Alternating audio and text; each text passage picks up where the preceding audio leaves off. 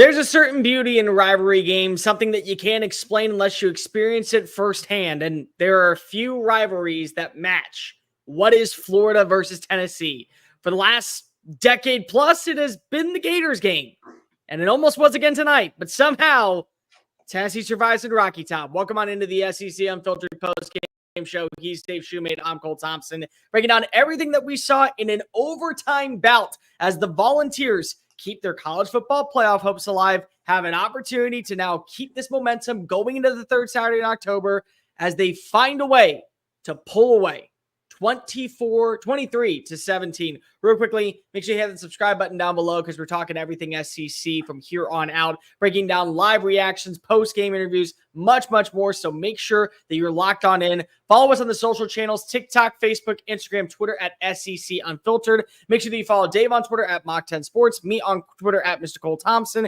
Download the podcast version of the show and check out all of our great work found at SECUnfiltered.com. This post-game show is brought to you by our friends over at Roback. Look good, feel good this upcoming fall on game days at Roback.com.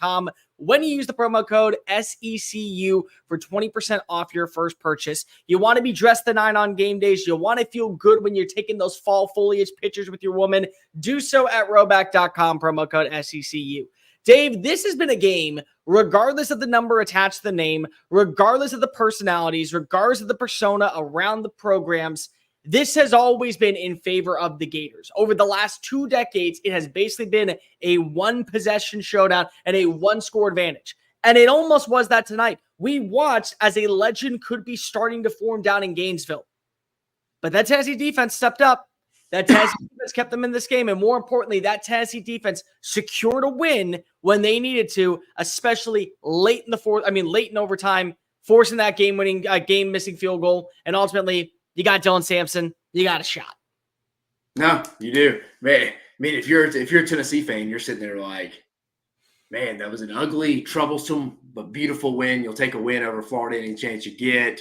Again, got to go back to the drawing board at some point on offense. It's just something's not working there. If you're a Tennessee fan, if you're Josh Heupel, Joey Hazel, it's Nico just looks uncomfortable tonight. He was bad. This is the first game I could legitimately say like he was a reason they probably lost the game if they lost tonight. That was a bad. Again, last week you could make cases too, but I think he was worse tonight than he was.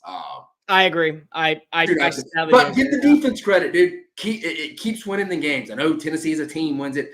But man, the front six, front seven, doing a phenomenal job. How big was the fumble on the goal line? Yeah, James Pierce forced massive. Now in hindsight. Dave, that is why when you talk to people around the NFL and they say this is a top 5 pick, that is a top 5 pick type play. That is a momentum shifter. That is probably a game saver in a sense. Everything that you want to see, you got in that moment. You did. Yeah, no, you did. Just a couple of plays here and there. If I'm Tennessee, you're fired up about the defense. I still think the secondary, it's improved like we talked about. It's going to keep you in every game. There's a lot of good defenses this year in the SEC that are going to keep some teams, especially front sevens, front sixes. A lot of depth on the defensive line for some teams that'll keep them in games. Just offensively, man. It's just, I don't know. Nico's got to something's got to change there for them ultimately, I think, to make the playoffs. Obviously, they got a big matchup next week, but Tennessee gets it done. They had to. I mean, I thought Florida probably should have been up double digits at half. But Dave, they didn't get it done. Let's talk about Tennessee. We always start with the winner on this show. For me, the run game is going to be there. That run game with Dylan Sampson, we have got to stop talking about Dylan Sampson as number 2 or as somebody that can't be that full focal back or not even a difference maker in the SEC. Because if he is, and he was the difference maker tonight, over 100 rushing yards, 3 touchdowns, including the game winner in overtime, he will be the force on the ground and the force on offense that will pile drive and keep momentum going. But this is the first time where I 100% agree it's on Nico. It is. And I'm not going to say that every single fault was Nico. The offensive line still has a ton of questions. That play by Zalance Hurd at the very beginning of the game, shield your eyes, throw up the TVMA logo because that is unsustainable. When you look at some of the play execution, when you look at some of the route concepts, there were so many things that went wrong. But at the same time, multiple throws underthrown, multiple passes that probably could have been a second read. There still is something about him to where I wonder, does he not trust himself as being this hyper extensive athlete? Because if we all watched what he was coming out of high school, we knew he was a special talent, especially the way that he played beach volleyball. I mean, everyone saw the athletic abilities that he presents to himself.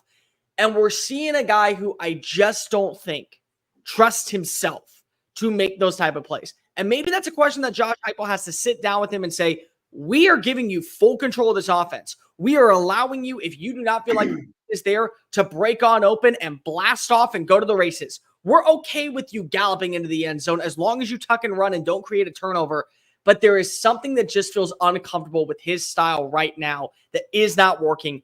And it's becoming a concern to where if you're so codependent on Dylan Sampson, you've kind of given the other team a basic blueprint on what is going to work on how to stop this offense. No, yeah, I mean, it's kind of a weird situation because it's not somebody you're like, all right, let's go to the guy behind him. We got some big freshman. Let's just turn over the reins. He's struggling. No, like he's your guy. He's your guy for the future. I don't think anybody's questioning that. But something has to change. So something has to change there. It's just felt out of place the whole season a little bit. Like, all right, Nico just hadn't played bad, but hadn't really gone and played well. And then it's like this game, it's like, all right, man, you're killing them now. Like essentially, you're a big reason why they're not playing well. And still, the offensive line's not great. I feel like he's not real comfortable from that perspective.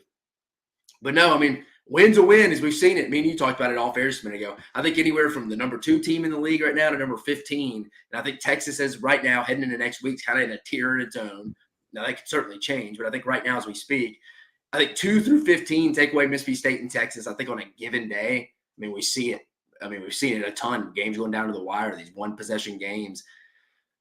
Anybody can beat anybody on a given day now. There's so much parity in the league now. So much parity.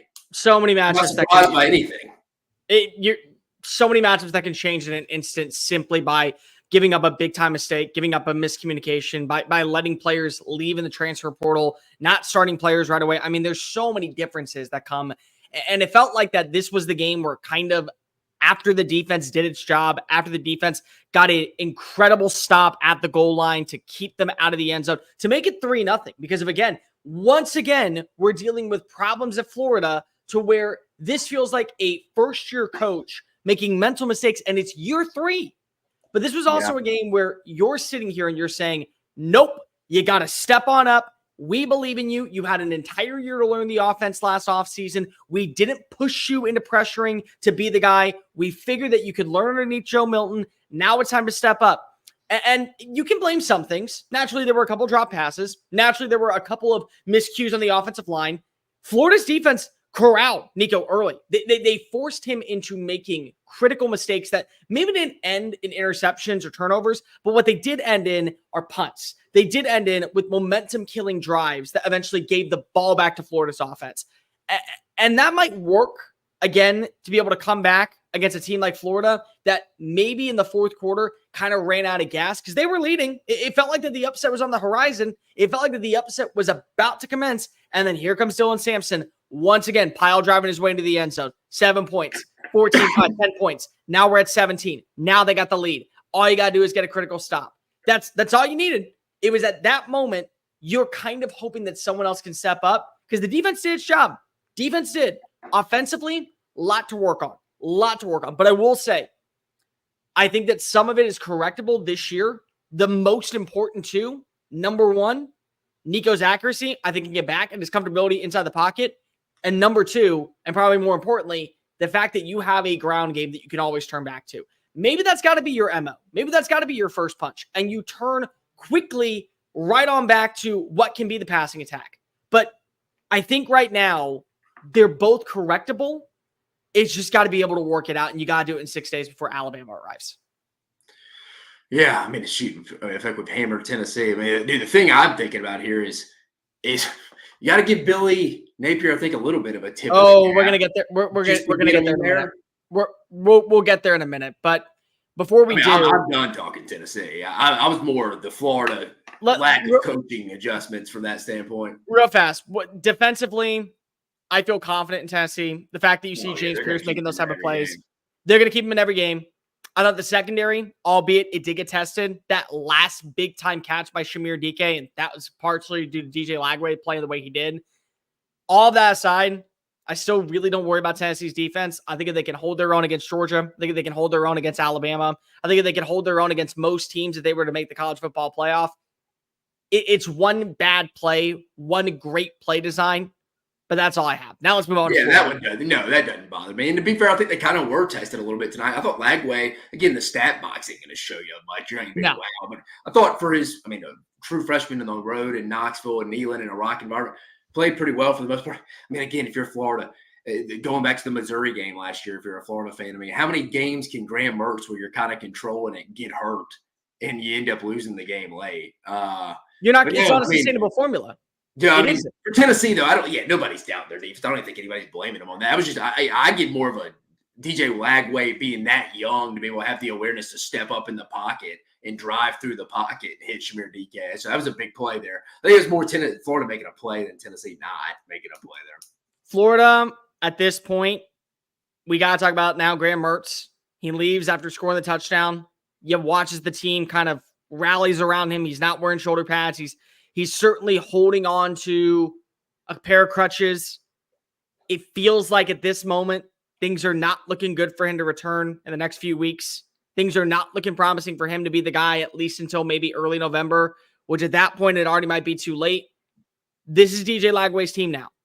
And I think the confidence that you can take away if you are a Florida fan is, number one, that kid is special. That kid has something that is just unteachable.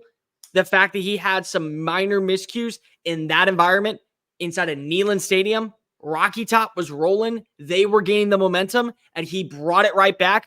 Clutches the near defeat out of the jaws of victory. That was really something that was impressive to me. This is his team now. But I'm sitting here still beyond frustrated if I am a Florida fan, because the offense did not look good underneath DJ Lagway for most of the night. It did not look promising at times underneath Graham Mertz. It looked better underneath Graham Mertz, but not by much. You score a touchdown. You go for the 2-point conversion. You were down and out of the count. You were playing with house money at that point. This is a rivalry game that you were not expected to win. Many people thought that Tennessee would get off the mat, look like the old version of themselves, the way they played against Chattanooga, the way they played against NC State. And you settled for the tie to force overtime. Yeah, you got to go for the 2 there. You're on the road. Is that big of an underdog? Dave, if I'm Scott Strickland, that made my mind. That made up my mind. Shoot, if I'm Billy in my head, I'm a human being. I know I'm probably not making it out this year. Why the hell would I not go for it? Why not? Again, Florida fans aren't going to be pissed. Honestly, if I was a Florida fan, I'd be like, yeah, hell yeah. Like, dude, if we don't get it, dude, at least it shows we kind of got some balls. But from the perspective, too, Tennessee is set up better to play in overtime than you are. It's short field, condensed. Their defense, their red zone defense is really good. You have a true freshman. Dude, come on. Give me your best play call on a 2-point conversion, and let's have at it. If we don't get it, we don't get it. That's the way I'm going out. By the way, Green Wave in the comments section. You can't go for 2. They got backed up. Why can't you go for 2? You're playing with house money. You're playing with house money. You're not gonna. You either for 2 before they got backed up. Green Wave. It wouldn't have mattered. I still would have gone for 2. I 100% would have. That shows the attentiveness to, we are unafraid. We are going to be unapologetic ourselves. We're going to go down swinging. We're going to take a team that currently is ranked inside the top 10 that we have owned for years down to the wire, because we're not trusting this offense. I'm sorry. The way that DJ Lagway played, outside of a few good passes and that final drive, I'm not trusting it in overtime. No, and also, too, you have you see it in college football all the time. Like, you just killed their momentum. The 3rd and 18 you scored on. They're probably sitting there like, damn, Mike. They're sitting there, and then you go for it. And again, you did try to go for it. They called a timeout. I don't know why you don't just go back out there and run something different. I don't know. That was just, you're right. And then, shoot, the way they befuddled the end of the half. Yeah. That was, again, the problem with Billy Napier and the problem with this Florida team right now is we are watching mental mistakes that year 1 programs make under first-year head coaches, and it's year 3.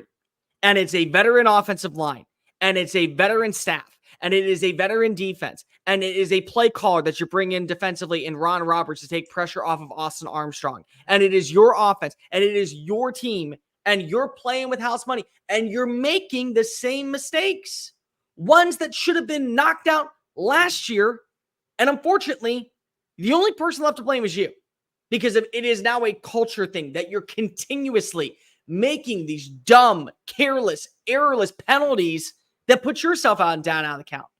You had so many times to walk away with the win. And I'm not just talking about the James Pierce fumble at the 1 yard line. Not saying that at all. The fact of the matter is that there were so many opportunities to where you could have put up points and you shot yourself in the foot. And that's a culture thing at this point. Yeah, I mean, if I'm Florida, two things I take away. Yeah, I mean, if you can keep DJ Lagway, you feel good about the future your quarterback is just staying right now. Now, I thought their special teams unit draw up some good punt returns. I thought they did. No, Shamir DK did a phenomenal job tonight. I mean, I thought scheme-wise, I mean, hell, some of those, you could have got 20, 25 yards on the return, but I thought they had a good wall set up. That was a good scheme by their special teams guy.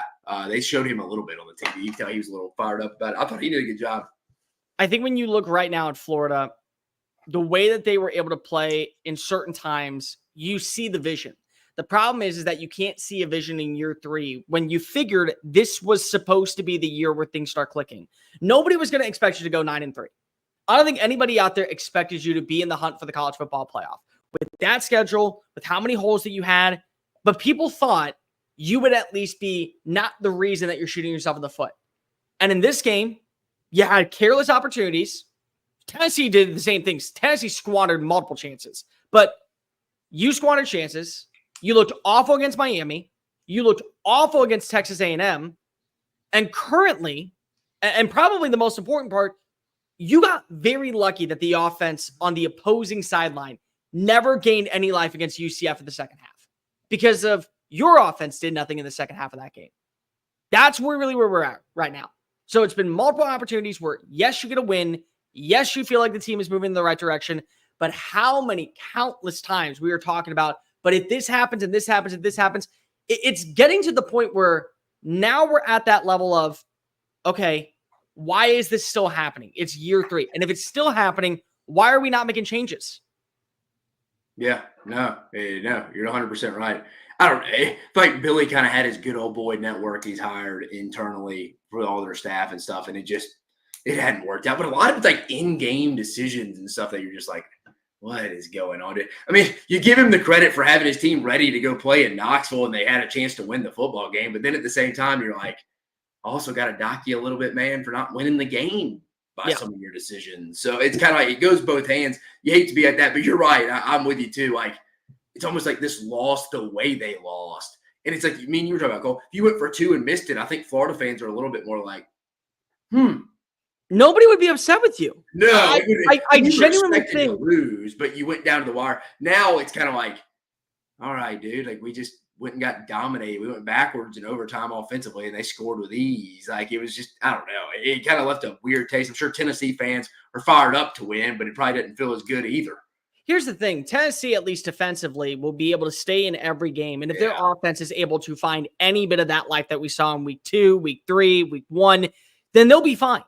They'll still be in the college football playoff. They'll still be a team that goes and makes it to 11 wins. They'll still have a shot of going down to Atlanta. I mean, I'm not going to doubt that for 1 second. Never. The problem is that, again, you see those moments where at least one side is picking up the pieces. I don't know if you have that right now. I don't in Florida. And Dave, there was a moment last year, and I was able to talk to people down in College Station about this, where after the Ole Miss game, they felt like even though Jimbo Fisher had been able to keep things close with constant questions at the offensive line, constant questions at quarterback, bad play calling, his inability to probably let go of the reins entirely, Ross Bjork felt after that game, change was inevitable. It had to happen. But here's the thing. It didn't happen until after the Mississippi State game a week later. I think that right now, Billy Napier, the decision's been made.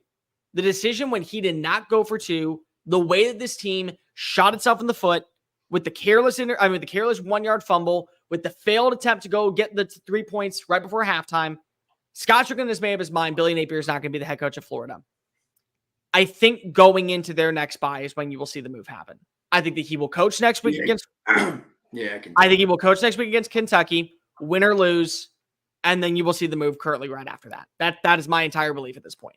Yeah, it's an interesting game next week, especially with Kentucky just officially losing to Vanderbilt. So that'll be an interesting game for both those. I mean, I think Kentucky probably needs that one a little more, but Kentucky needs that one just for morale reasons. Bowl, to get to bowl purposes. But no, you're right. I mean, Florida's kind of it is what it is. Yeah, that wouldn't shock me the week before the Georgia game, him getting fired at some point. Because, like, you got to move faster now with the portal and stuff. You let him hang around, and then, like, that's November-ish. You get there, you let him go. I mean, I think also what it also does is it gets a clear indication for agents to start calling around and saying, hey, he's interested in this job. Hey, we want to set up some interviews. Yeah. It's happening behind closed doors already. We know that. Yeah. But now it can become official. Now we can at least see it a little bit more. Now we can technically, I guess, be legal. I don't know what direction they target right now. I think it's still too much open. I think at this point, if they can get a win against against Kentucky, they're sitting at 4-3. Bowl eligibility is still on the horizon. The team will be willing to play for it. At least the veterans will, to go out on the high note. But then you got to make some moves. The most important move right now, though, the fact that we watched as DJ Lagway in a critical moment stepped up and delivered a performance to be talked about on Sunday radio shows and Sunday Funday for us tomorrow, that is the most important piece to your team moving forward. And whatever you have to do to keep him around, you have to do to keep him around. No ifs, ands, or buts about it. Yeah, it's a guy if you new head coach, if Billy actually turned it around, you're right. So you got to keep him. That's a main priority for the Florida Gators. That's what you can take from that. You're like, yeah, that game for Kentucky next week's really weird. Dave, final thoughts before we get on out of here? I mean, Tennessee, if you're Tennessee, you're kind of hoping like, hey, can we get any offense going here so we don't waste our best defense in 15, 16 years? That's kind of what you're getting at there. Because if you have in today's football, again, there's really no lockdown defenses anymore. But for today's football, they have a championship level defense. It's just you're waiting for that offense to come along. Can Nico ever get comfortable? Can you get some receivers healthy? Looks like Audric Carrick is probably their best offensive lineman right now. They're still struggling a little bit. And for Florida, again, I don't really know how you go. I'll be honest with you. I don't really know how you go into next week. It's just kind of a weird feeling. I don't know. I mean, obviously, it's a very weird feeling. Yeah, it is. It's like, it's Kentucky at home. Like, what's that environment like? I think you could attest to go. Like, I feel like if you really ask Florida fans, it's kind of like we're kind of ready for something different. Like, this is kind of just, and they've been that. I mean, if you really ask them that, they probably that way the whole offseason and definitely after the Miami loss. But now I think it's just kind of like it's ran its course. It is what it is. Dave, I'm going to say something that I'm not ready to say is official yet, but it's starting to feel that way. We're going to be talking about later on because we got another post-game show coming up very soon, LSU versus Ole Miss. The game I'm watching down in Baton Rouge feels like a game that not only has playoff potential around it, but both those teams, when they're not making mistakes, feel like playoff teams. Alabama does not feel like a playoff team right now. Tennessee's offense does not feel like a playoff offense right now. That game next week, the third Saturday in October, may end up being a major shakeup in the world of college football for one of these teams to make it to the postseason. I'm not saying that both can't. I'm not saying that both won't. But what I am saying is I will feel a lot better about one of these two teams' chances going into October 26th than I will feel about the other team. Because right now, I'm not sure if you're going to watch Alabama beat LSU, especially on the road. I don't know if Tennessee and their offense, the way that it's played, can beat Georgia. But if they lose that game, again, now you're talking about 3 losses. It may be really, really critical. Yeah, the loser, you feel like next week's game is staring at 9-3. Now, like you said, easily I feel anyone can beat anybody right now. I'd feel a little bit better about Alabama probably going 10-2 than Tennessee, but just with a schedule. But no, you're right. Anybody can beat anybody now. So it's like, hell, Alabama plays Missouri the week after Tennessee. Total look at a trap game. If Alabama were to beat Tennessee coming off an emotional game, I mean, Missouri, when they're playing well offensively, we've seen Alabama could definitely give them trouble, like for a game if Bama's not playing well. So it's like, it's hard to go into these games like predicting week to week now. It's just wild. It's like, yeah, I didn't see that coming. I would pick that all over again. It literally is just a game of Russian roulette. But Tennessee survives. They get a win in what is one of the best rivalries in the SEC.